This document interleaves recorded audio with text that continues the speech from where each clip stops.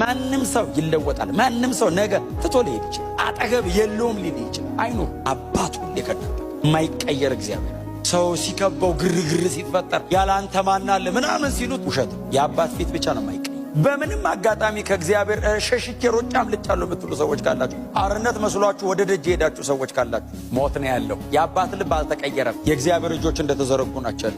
የጠፋውን መፈለግ እግዚአብሔር አያቆም። ያጣውን ልጅ ሁል ጊዜ ይጠራዋል።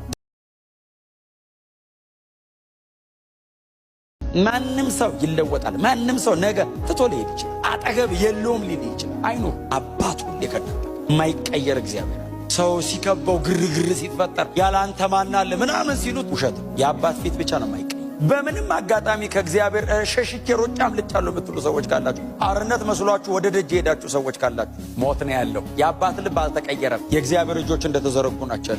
የጠፋውን መፈለግ እግዚአብሔር አያቆም። ያጣውን ልጅ ሁል ጊዜ ይጠራዋል።